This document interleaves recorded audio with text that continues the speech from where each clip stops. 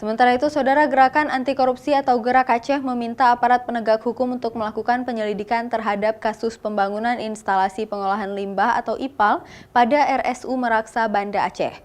Proyek pembangunan IPAL tersebut diduga bermasalah karena kontraktor pemenang proyek PT ZA mengalihkan pekerjaan atau subkontrak ke kontraktor lain yaitu PT RHI. Sehingga Gerak mengkhawatirkan bangunan fisik IPAL tersebut tidak sesuai dengan spek yang ada.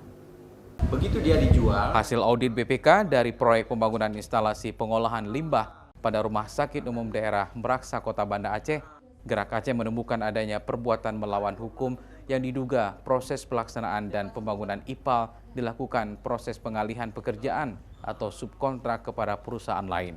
Gerak juga menduga adanya potensi kerugian keuangan negara secara terencana dan sistematis serta bertentangan dengan Undang-Undang Pengadaan Barang dan Jasa dan menimbulkan dugaan tindak pidana korupsi.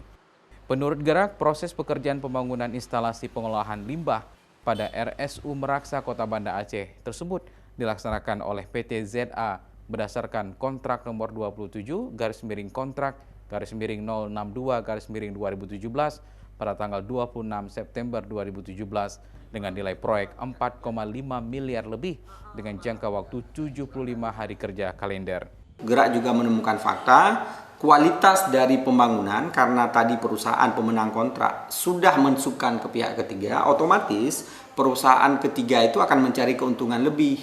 Nah, begitu dia mencari keuntungan lebih, apa yang akan terjadi? Yaitu kualitas proyek.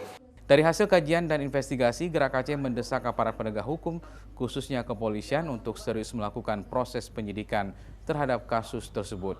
Karena Gerak menilai kasus tersebut berdasarkan fakta dan dalil-dalil yang ada, dapat disimpulkan adanya dugaan kerugian negara dan adanya unsur melawan hukum. Mustajab, Kompas TV, Banda Aceh.